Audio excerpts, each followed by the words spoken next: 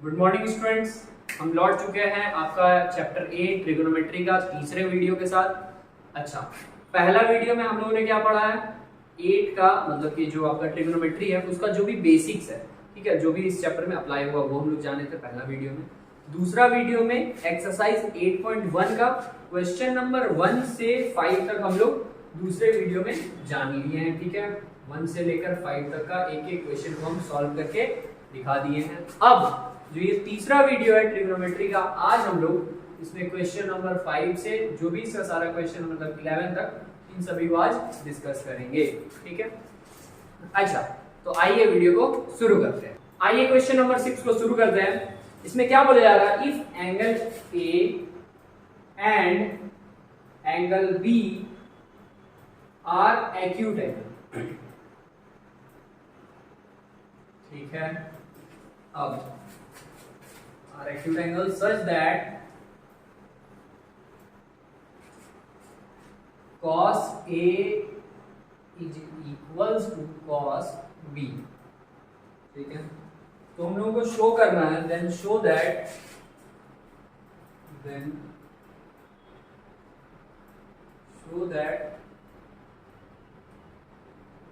angle A is equals to angle B, ठीक है। अच्छा, आइए क्वेश्चन को पहले समझते हैं, क्योंकि क्वेश्चन हम लोग को हमेशा 4 स्टेप में सॉल्व करना होता है। पहला कि आपको क्वेश्चन अच्छे से क्लियर हो जाना चाहिए, और दूसरा कि आपको क्या करना है वो क्लियर होना चाहिए, और तीसरा आप सॉल्व करते हैं, और चौथा उसको चेक करते हैं, ठीक है। तो पहला स्टेप ये कि क्वेश्चन बोल क्या रहा है? If angle A and angle B are acute angle. Angle A और एंगल बी क्या है? Acute angle. एक्यूट एंगल का मतलब क्या होता है? एक्यूट एंगल का मतलब होता है एक एंगल जो कि क्या हो, बिटवीन 0 एंड 90 होना चाहिए। 0 और 90 के बीच में जो एंगल आता है उसको कहते हैं हम लोग एक्यूट एंगल, ठीक है। अब क्या बोला गया? ए और बी क्या है? एक्यूट एंगल है, ठीक है। सच दैट cos ए और cos बी जो है वो इक्वल है। cos ए और cos बी जो है वो इक्वल है। अब समझिए, ऐसा गिवन है और हम लोग को प्रूव करना है, क्या शो करना है कि ए और बी इक्वल होगा, एंगल ए और बी जो होगा वो इक्वल होगा। सबसे पहले जो गिवन है उससे हम लोग काम करते हैं। कुछ सॉल्यूशन गिवन क्या था? cos A is equals to cos B, ठीक है। ये किसमें? एक ट्राइंगल में। और कौन सा ट्राइंगल आपको पता है कि ये चैप्टर जो आपका जो चल रहा है ट्रिग्नोमेट्री, इसमें आपका राइट एंगल के ट्राइंगल के अराउंड ही सारा बात रहेगा, ठीक है। तो यहाँ पे हम लोग राइट एंगल ट्राइंगल एक ड्रॉ कर लेते हैं। इसमें क्या बोला था? ए और बी एक्यूट एंगल, मतलब ए यहाँ होगा, बी यहाँ होगा, क्योंकि ये तो 90 डिग्री होता है, तो ये राइट एंगल हो जाएगा। तो ए और बी क्या था? एक्यूट एंगल, तो ये दोनों इस जगह पे। अच्छा, अब क्या बोला? cos A cos B बराबर है। अब पता करें पहले cos A और cos B होता क्या है। सुनिए, cos थीटा का फॉर्मूला क्या होता था? B/h। cos थीटा का फॉर्मूला B/h। अब थीटा यहाँ पे क्या है? cos A के लिए अगर हम बात करें तो A के लिए अगर थीटा यहाँ है तो इसके लिए परपेंडिकुलर ये हो गया, बेस ये हो गया, हाइपोटेनियस ये हो गया। क्या बोले हम? अगर cos A के लिए आप बात कर रहे हैं तो इसके लिए परपेंडिकुलर ये हो गया, बेस ये हो गया, और हाइपोटेनियस ये हो गया। यहाँ पे कुछ नेमिंग नहीं हम लोग कर दे रहे हैं, सी बोल दिया उसको। अच्छा, अब समझिए, cos A को हम लोग क्या फॉर्मूला क्या होता है? B/h। तो A के लिए B कौन हो जाएगा? ये AC/h, हाइपोटेनियस तो AB रहेगा। ये बात समझ में आया? तो हम लोग यहाँ पर लिख देंगे cos A की जगह पे क्या? AC/AB, ठीक है। अच्छा, और क्या फाइंड करना है? cos B, मतलब अब एंगल क्या हो जाएगा? यहाँ पे आएगा B। तो इसके लिए परपेंडिकुलर ये, बेस ये, हाइपोटेनियस ये, और हमको पता है cos थीटा होता है B/h। तो जब हम बात करें cos B के लिए, तो बेस क्या रहेगा इसके लिए? इसके लिए परपेंडिकुलर ये हो गया सामने वाला, तो अच्छे से लिखते हैं, ये परपेंडिकुलर सामने वाला, और ये बेस। बेस क्या है? BC, और हाइपोटेनियस क्या है? AB।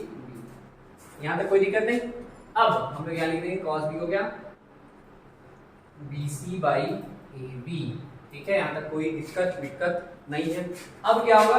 ये AB कैंसिल हो जाएगा। कैसे कैंसिल होता है समझो, ये डिवाइड में ये इक्वल इधर आता है, मल्टीप्लाई में आया था, तो इसलिए ये नीचे था, यहाँ ऊपर आया, ऊपर नीचे कैंसिल होगा, इसलिए हम लोग डायरेक्ट इसको कट कर देंगे। बचा क्या? AC is equals to BC, ठीक है। अच्छा, अब इसका मतलब क्या है कि जो ये साइड है और ये साइड है, ये दोनों साइड क्या है, equal.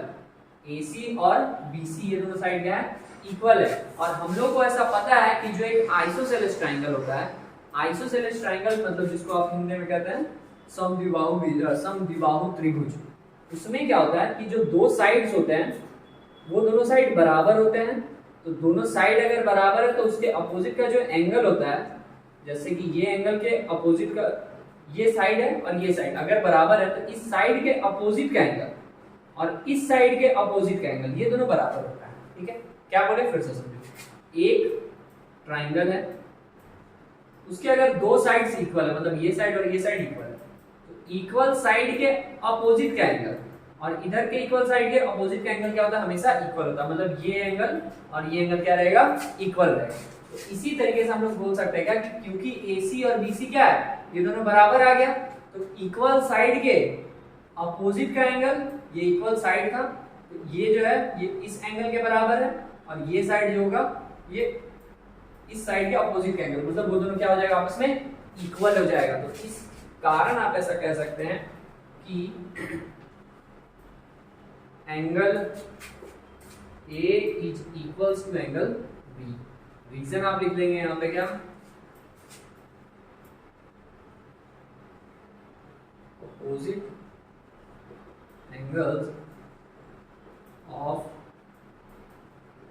equal sides are equal।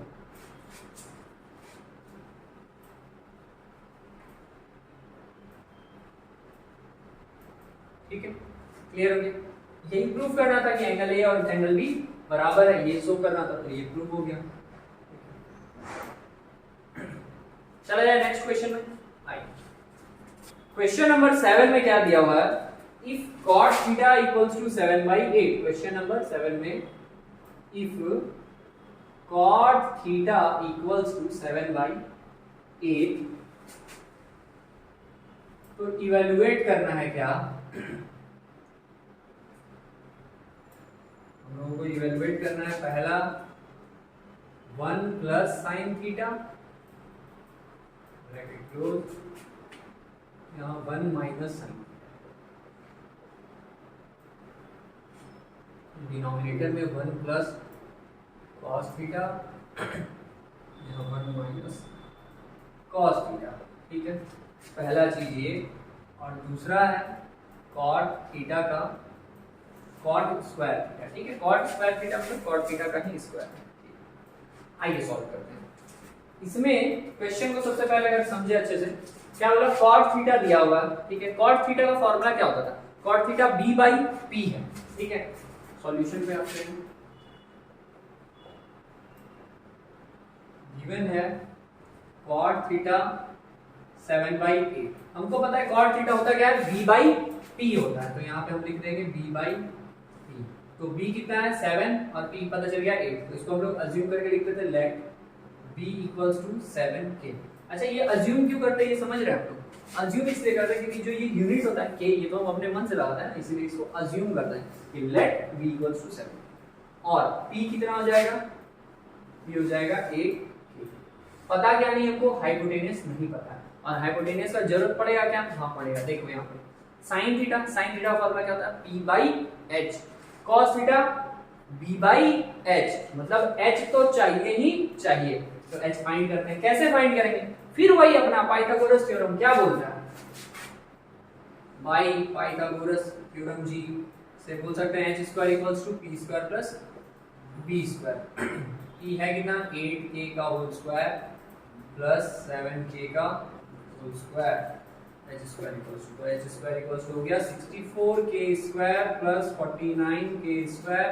इन दोनों को ऐड कर लो तो 9 4 13 का 3, एक हाथ में 6 4 10 और 11 113, 113K²।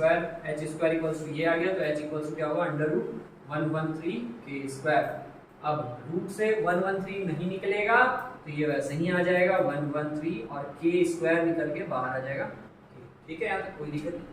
अब हम लोग को जो भी फाइंड करना था वो हम लोग यहाँ से फाइंड कर सकते हैं। अच्छा, यहाँ पे पहले साइन और कॉस हम लोग निकाल ले रहे हैं क्योंकि वहां पुट करना हो, तो यहीं पे पहले निकाल लें। साइन थीटा क्या, p बाई एच। p था कितना 8 के और h कितना निकला अंडर रूट 113 के।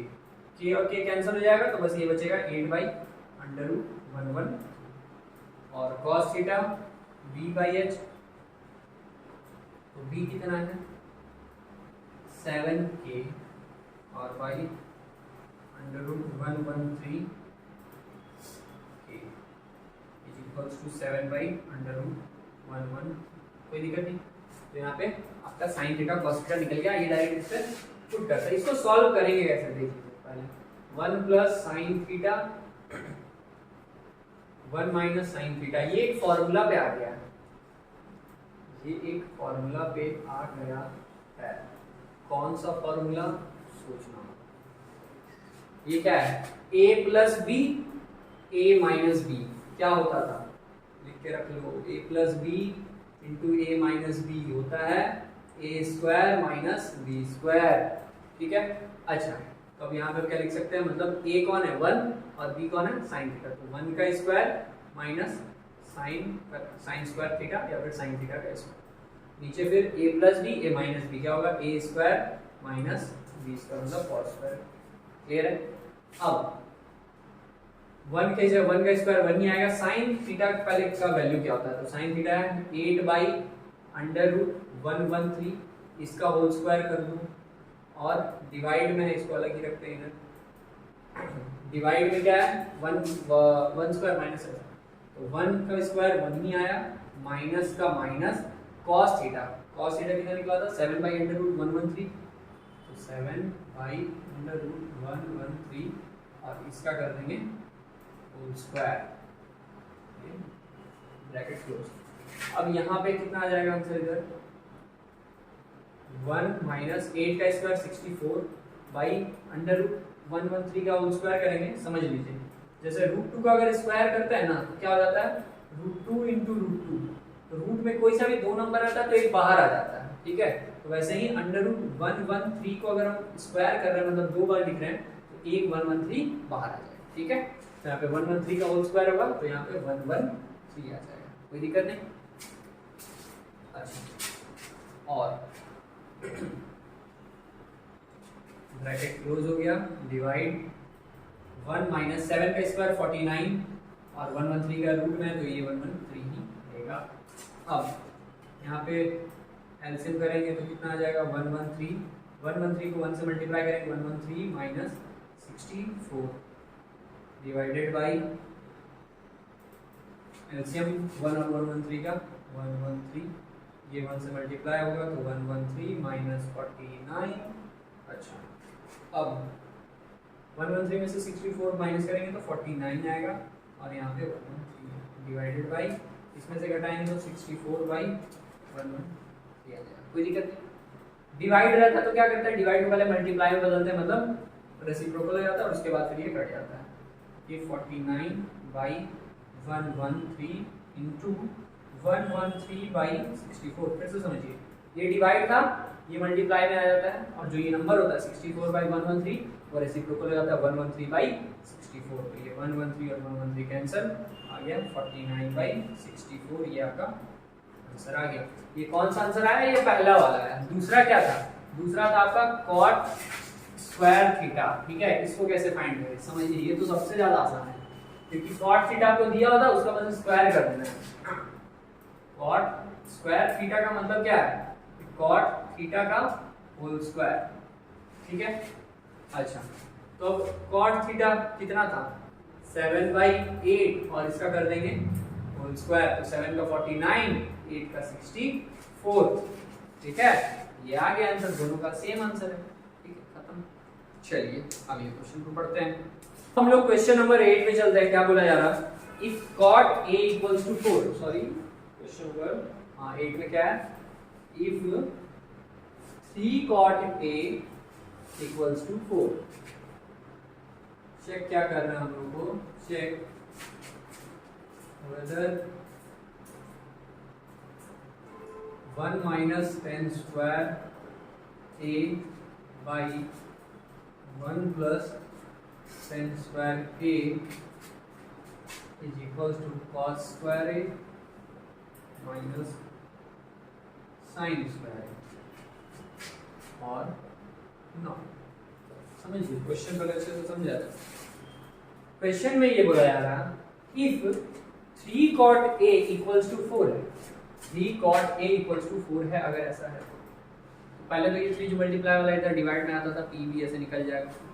अगर वैसा है तो ठीक है, तो बोला कि ये चीज इसके बराबर है या नहीं है, बस ये चेक कीजिए। ठीक है, तो हम लोग करेंगे क्या, हम लोग इसको सॉल्व कर लेंगे, इसका आंसर निकाल लेंगे, हम लोग इसको सॉल्व कर लेंगे, इसका आंसर निकाल लेंगे। दोनों अगर इक्वल आएगा तो बोलेंगे इक्वल है, नहीं आएगा तो बोलेंगे इक्वल नहीं है, चेक हो गया। ठीक है, सबसे पहले tan निकालने के लिए tan का फॉर्मूला में क्या होता है, p by b। ठीक है, उसमें क्या होता है cos में b by h, उसमें p by h, तो मतलब p b h हमको तीनों पता होना चाहिए। पता करते हैं, गिवन क्या है, ये दिया हुआ है 3 cot a equals to 4। Solve करते कैसे थे, 3 जो मल्टीप्लाई का ये डिवाइड में आ जाता था। लास्ट वाला जो वीडियो है उसमें ये ऐसा क्वेश्चन है, ठीक है, जहां पे ये ऐसा रहता है। तो 3 मल्टीप्लाई वाला इधर डिवाइड में आ गया 4/3, और ये हमको पता चल गया ये b और ये p, क्योंकि cot थीटा क्या होता है b by p। इसको अज्यूम कर लेंगे फिर से वही, लेट b जो है वो 4k और p जो है वो 3k।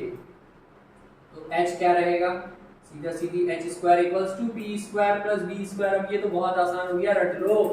यहाँ p कितना आ गया 3k इसका होल स्क्वायर, और b आ गया 4k इसका स्क्वायर, 3 का 9k square, 16k square, 25k square. h square जो था ये कितना आ गया, अब स्क्वायर हटेगा, रूट में आ गया 25k स्क्वायर, 25 का वैल्यू 5, k स्क्वायर का 1k, तो हाइपोटेन्यूज कितना निकल गया 5k निकल गया। ठीक है, अब हम लोग को फाइंड क्या करना है, साइन कॉस टेन सब फाइंड कर लेते हैं, उधर पुट कर देंगे। साइन ए क्या हो जाएगा, sine theta p by h, p कितना था 3k, h कितना था 5k, k के cancel 3/5, cos a b by h, b कितना है, b है 4k, h कितना है 5k, k और k कैंसिल हो गया 4/5 आ गया। फिर यहाँ tan थीटा क्या p by b, p कितना था 3k और ये 4k, k और k कैंसिल 3/4। देखिए ये तीनों चीज हम लोग पहले ही निकाली है, साइन कॉस टेन। अब मस्त इधर पुट करना है, सॉल्व करना है, चेक करना है, इक्वल आ रहा तो ठीक है, नहीं आ रहा तो इक्वल नहीं। इधर से स्टार्ट करते हैं, LHS 1 minus tan square a by 1 plus tan square a, कैसे सॉल्व करें, 1 का 1 माइनस tan स्क्वायर है, मतलब tan a का होल स्क्वायर करना है, तो tan a निकला क्या था 3/4, तो 3/4 का करना है हमको स्क्वायर। अब समझिए ये चीज कोई भी डिवाइड में जब होता है ना, डिवाइड का मतलब ये जो बाई में है, बाई का मतलब डिवाइड नहीं होता, तो आप यहाँ डिवाइड का साइन दे देंगे, और ये पूरा चीज है तो इसे पूरा होल ब्रैकेट दिए उसको अलग किए, और ये पूरे चीज को फिर होल ब्रैकेट देकर अलग करेंगे। 1 प्लस tan a का वैल्यू वही 3/4 था, तो 3/4 का होल स्क्वायर। अब 1 माइनस 3 का स्क्वायर 9, 4 का स्क्वायर 16, ठीक है, ये आ गया, और डिवाइड में 1 प्लस 3 का स्क्वायर 9, 4 का स्क्वायर 16, ठीक है। अब यहाँ कुछ नहीं तो 1 है, यहाँ कुछ नहीं तो 1 है, 16 और 1 का एलसीएम करेंगे, 16 आ गया, 16 एक बार बोलोगे इधर 16 माइनस 9, फिर यहाँ डिवाइड 16 मतलब 16 प्लस 9। अगर इन सब चीज में दिक्कत होता है तो बोलिए, कमेंट में बताइए कि सर दिक्कत है, थोड़ा बेसिक कैलकुलेशन टाइम स्टैम्प लगा के बताइए सर इतने मिनट इतने सेकंड में प्रॉब्लम, हम अगर हमको लगेगा वैसा है तो फिर हम उस पर कोई बेसिक कैलकुलेशन के लिए वीडियो बना सकते हैं। ठीक, यहाँ पे आप 7/16 लिख देंगे यहाँ डिवाइड में, और यहाँ 7 यहाँ पे ऐड हो रहा है 25/16।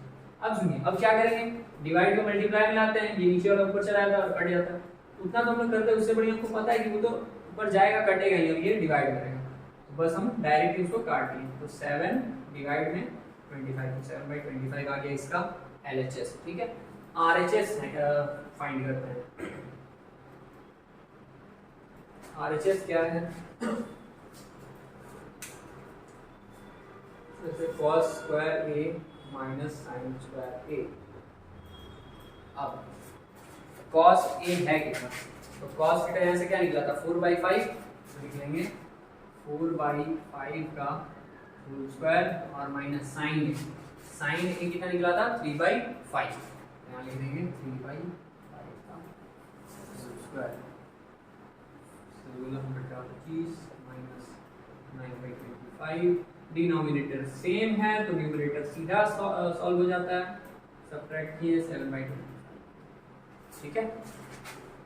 तो देखेंगे आप कि LHS और RHS इक्वल आ गया, हम बोलेंगे क्या यहाँ से ये तो मैं चेक करना है कि इक्वल है या नहीं है, तो हाँ इक्वल है, तो हम बोलेंगे कि LHS is equals to RHS, ऐसा सॉल्व करना था, बस आ गया, ठीक है, ये हो गया, समझ गए बात। चलिए अब नेक्स्ट क्वेश्चन पे चलते हैं, क्वेश्चन नंबर 9 पे। क्वेश्चन नंबर 9 में क्या बोला जा रहा, in triangle ABC,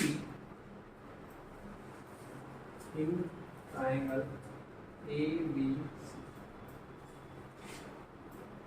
right angled at B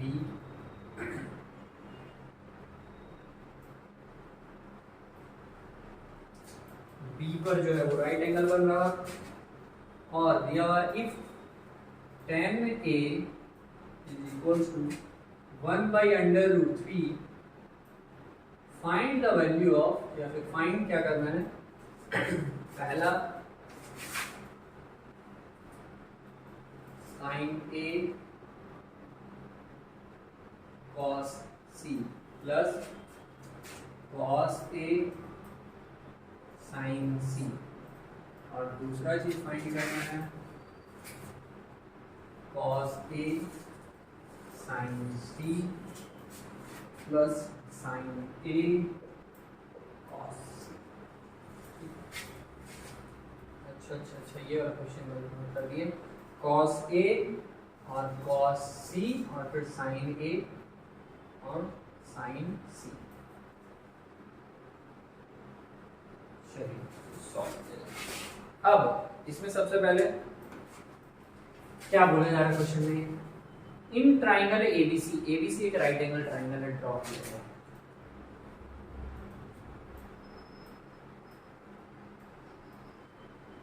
इसमें राइट एंगल कहाँ रखना है, B पे रखना है, तो यहाँ पे B और यहाँ पे C। अब इफ tan A जो है वो 1/√3 है, तो वो गिवन मिल गया हम लोग को, क्या दिया हुआ कि tan A जो है वो 1/√3 के बराबर है। अच्छा, तो tan थीटा होता क्या है P/B, तो P हमको मिल गया 1, और अच्छा 1 क्या K, और यहाँ पे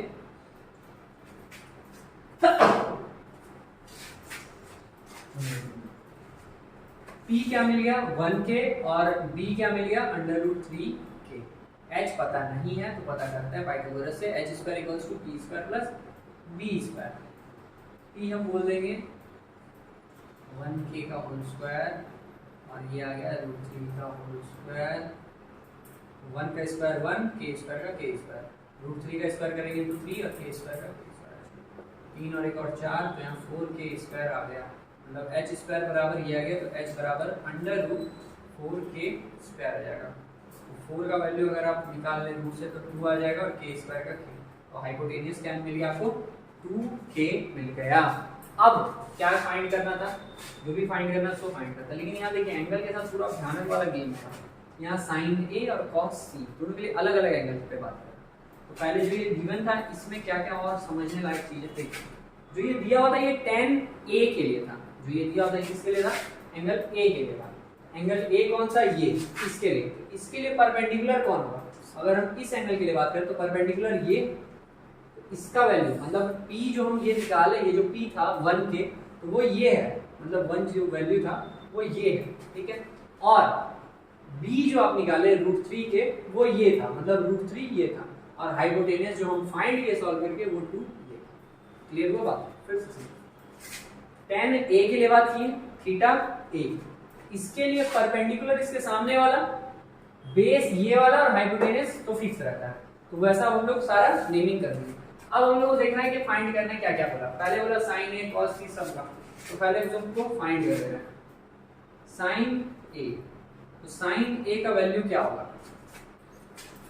a के लिए बात कर रहे हैं हम लोग, तो sin थीटा क्या होता है p/h। तो इसके लिए परपेंडिकुलर ये और h ये, परपेंडिकुलर ये और h ये, मतलब 1/2।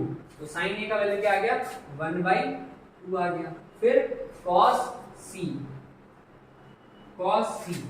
तो cos में c मतलब एंगल ये है, cos c अगर आप लिखते हैं तो एंगल ये पता चल रहा है, तो इस एंगल को, इस cos थीटा होता क्या है b/h, इसके लिए परपेंडिकुलर ये तो बेस ये 1/2। सुनिए cos c के लिए परपेंडिकुलर ये तो बेस ये, तो बेस आ गया 1 और हाइपोटेनस हमेशा फिक्स रहता है 2, तो cos c भी कितना निकल गया 1/2 निकल गया। ठीक है, और क्या चाहिए हमको इसमें cos a, यहाँ लिख लेंगे cos a। अब जो आपका एंगल है वो a पे है, cos a। तो cos a के लिए अगर आप बात करते हैं तो cos थीटा फिर वही b/h, इसके लिए परपेंडिकुलर ये बेस ये, तो b/h मतलब √3/2। ठीक है, और लास्टली क्या आ रहा है sin c। sin c का वैल्यू क्या होता है, c के लिए बात करेंगे, इसके लिए sin थीटा p/h, इसके लिए परपेंडिकुलर ये और हाइपोटेनस ये, sin c के लिए परपेंडिकुलर ये और हाइपोटेनस ये, मतलब √3/2 आ गया यहाँ पे भी। चलिए अब फटाफट इसको सॉल्व किया जाए। पहला वाला sin a cos c plus cos a sin c। ठीक है, sin a का वैल्यू क्या था 1/2। अच्छा, ये जब साथ में लिखा हुआ है ना, ये जो साथ में लिखा हुआ sin a और cos c, इसका मतलब क्या है कि ये मल्टीप्लाई है। ठीक है, ये दो चीज अगर इसे साथ में लिखा हुआ है इसका मतलब वो मल्टीप्लाई है। ठीक है, यहाँ पे भी ये दोनों मल्टीप्लाई है, ये दोनों मल्टीप्लाई है। तो sin a का वैल्यू 1/2, cos c का वैल्यू 1/2 प्लस cos a, तो cos a का वैल्यू √3/2, फिर sin c का भी वैल्यू √3/2। अब सॉल्व कर लेना है, पहले मल्टीप्लिकेशन होता है बोर्ड मार्क्स में, तो 2 2 4 और 1 × 1 1 प्लस 2 2 4 √3 × √3 3 होता है। हम बात किए थे अभी, रूट में दो नंबर रहेगा, √a × √a, तो रूट से दो निकल के एक बनता है। ठीक है, अच्छा अब यहाँ पे क्या हो जाएगा, डिनोमिनेटर क्योंकि सेम है तो 4 का 4 और न्यूमरेटर सीधा सीधी जुड़ जाएगा, 3 और 1 4, 4/4 कैंसिल कर देंगे, बना गया। क्लियर है।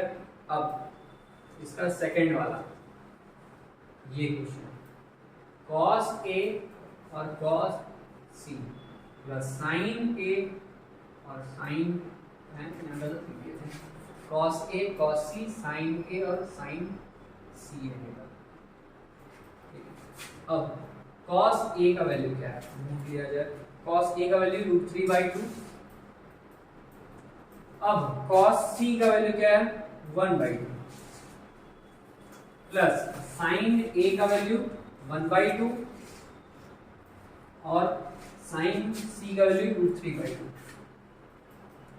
सब मल्टीप्लाई कर दिया जाए, 2 2 4 √3 × 1 √3 प्लस 2 × 2 4 √3 × 1 √3।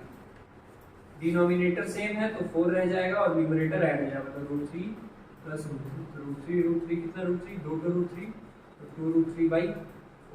अच्छा, अभी ये और कैंसिल हो सकता है, 2 और 4 कट कर देंगे तो 1/2 और √3 है तो 1 हटा सकते हैं यहाँ पे, मतलब आंसर क्या आ गया फाइनली √3/2। कोई दिक्कत है? चलिए अब हम लोग क्वेश्चन नंबर 10 पे आते हैं। क्वेश्चन नंबर 10 में बोला जा रहा, इन ट्राइंगल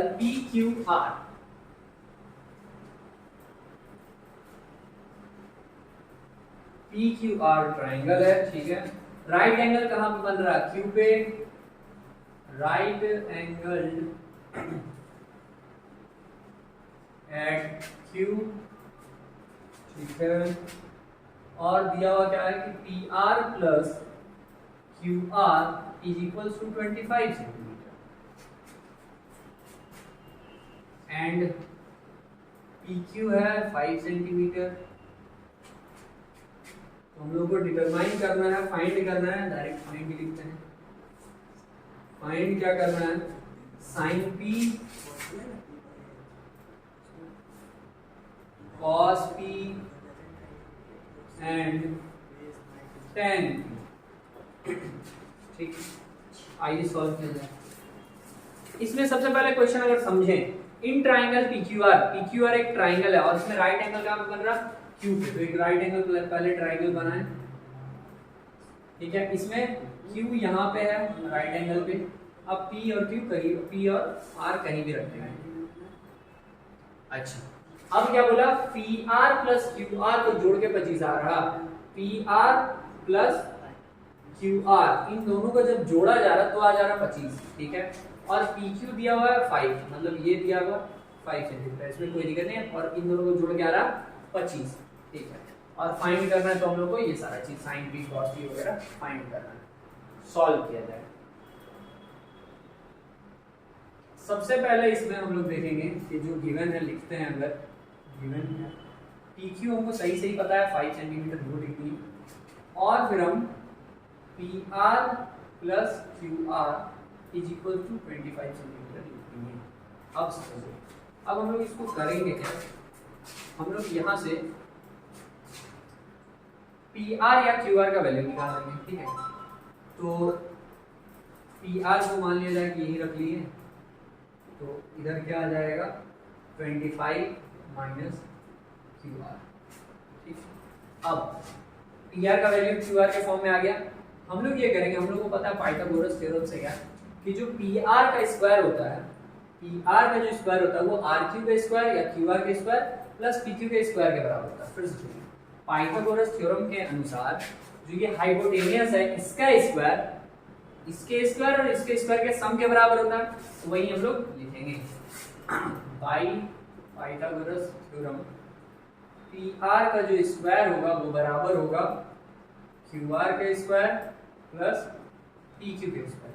सही है, PR का वैल्यू क्या देखिए, फायदा ये होगा ना कि PR को आप QR के फॉर्म में लिख देंगे, PQ का वैल्यू आपको पता है। सुनिए, PR को हम QR के फॉर्म में लिख देंगे, QR में ही रहेगा, और PQ का वैल्यू आपको पता है 5, इसमें वेरिएबल बस एक ही बचेगा वो QR रहेगा, और QR का वैल्यू हम लोग वहां से फाइंड कर लेंगे।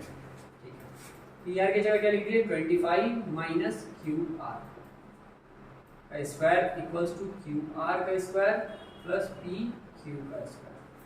A माइनस बी का होल स्क्वायर क्या होता है, A स्क्वायर माइनस 2AB। ठीक है, A ये हो गया, B हो गया, तो 2AB प्लस B स्क्वायर मतलब QR का होल स्क्वायर इक्वल्स टू जो था वैसा QR का स्क्वायर प्लस PQ का स्क्वायर। PQ कितना है 5 है, तो 5 का स्क्वायर। अब इसको सॉल्व किया जाए, 25 का स्क्वायर 625 माइनस 25 दूनी 50 QR प्लस QR का स्क्वायर इक्वल्स टू यहाँ QR का स्क्वायर प्लस 5 का स्क्वायर 25। अब क्या कर सकते हैं हम लोग, QR और QR को कैंसिल, जो बोलो क्योंकि ये प्लस में, ये उधर जाएगा माइनस में जाएगा, समझिएगा, ये इधर प्लस में QR है, ये इधर जाएगा तो माइनस में QR, तो plus QR minus QR cut जाएगा, तो इसको हम लोग डायरेक्ट चाहें तो यहीं पे कट कर देंगे। अब क्या क्या बचा है यहाँ पे 625, 25 जो प्लस में था उसको ले आओ इधर माइनस में, और जो माइनस QR था 50 QR इसको इधर प्लस 50 QR तो यहाँ कोई दिक्कत, माइनस 50 QR था इधर माइनस में था इधर प्लस में आ गया, 25 इधर प्लस में था इधर माइनस में आ गया, और 625 जैसा था वैसा। 625 में 25 घटा देंगे तो आ जाएगा 600 इक्वल्स टू 50 QR। 50 जो मल्टीप्लाई में इधर डिवाइड में आएगा, 1 0 से 1 0 काट दीजिए, 5 से 100 काट देंगे, ये 12 12 में कट जाएगा, तो QR का वैल्यू आ जाएगा 12 सेंटीमीटर में बात हो रहा, तो ये भी क्या आ गया सेंटीमीटर। तो बात पता चला QR कितना 12 सेंटीमीटर। अब हमको क्या फाइंड करना है, PR फाइंड करना है। तो PR था कितना, इसको अगर आप 1 मान लें तो आप ऐसा लिख सकते हैं फ्रॉम इक्वेशन 1, समीकरण 1 से फ्रॉम इक्वेशन 1, ठीक है, क्या PR जो है वो इक्वल होगा 25 माइनस QR, 25 का 25 और QR का वैल्यू है 12, 25 में से 12 चला गया 13 सेंटीमीटर आ गया, PR का वैल्यू क्या आ गया 13 सेंटीमीटर। अब देखिए फायदा क्या क्या हुआ, आपको QR पता चल गया, QR कितना पता चला 12, आपको ये पता चल गया कितना 13, ये भी पता चल गया, ये भी पता चल गया, ये तो पहले से पता था। तीनों साइड अब पता चल गया। अब साइन पूछे, कॉस पूछे, टेन पूछे, कुछ भी पूछे सब बता देंगे। जैसे यहाँ पे पूछा भी है क्या, साइन पी, तो पी साइन थीटा क्या होता है, पी बाई एच। तो पी के लिए परपेंडिकुलर कौन होगा, इसके लिए पी के लिए परपेंडिकुलर सामने वाला Q R by hypotenuse. Hypotenuse क्या है, पी आर, मतलब कि पहले लिख दो यहीं पे पी आर, ये आ गया क्यू आर का 12 और ये 13, मतलब 12/13, ये आंसर आ गया। और सेंटीमीटर रहेगा लेकिन वो तो कैंसिल हो जाएगा इसीलिए। सेकंड क्या, cos p, cos थीटा क्या होता है, b बाई एच। अच्छा, e के लिए बेस कौन है, इसके लिए परपेंडिकुलर ये था तो बेस ये, मतलब बेस 5 और हाइपोटेनस 30, 5/13 आ गया। फिर लास्टली 10p, 10p क्या होता है, p बाई b, p के लिए परपेंडिकुलर ये हो गया और बेस ये हो गया, मतलब 12/5। बस खत्म। ये आपका क्वेश्चन नंबर 10 यहाँ पे समाप्त हो गया। तो इसी के साथ आपका 8.1 एक्सरसाइज जो है वो समाप्त होता है। और अब हम लोग मिलेंगे नेक्स्ट वीडियो में 8.2 के बेसिक्स के साथ, ठीक है। पहले हम लोग उसका जो भी बेसिक कॉन्सेप्ट है वो पढ़ लेंगे और उसके बाद हम लोग उसके एक्सरसाइज को सॉल्व करेंगे, ठीक है। उम्मीद है आप लोगों को समझ में आ रहा होगा। अगर प्रॉब्लम है तो कमेंट कीजिए, समझ में आ रहा तो वो कमेंट कीजिए, बुरा लगे तो वो कमेंट कीजिए, अच्छा लगे तो वो कमेंट कीजिए, ठीक है। तो इसको यहीं पे खत्म करते हैं, मिलते हैं अगले वीडियो में। Thank you. अच्छा भैया वहाँ पे जो 25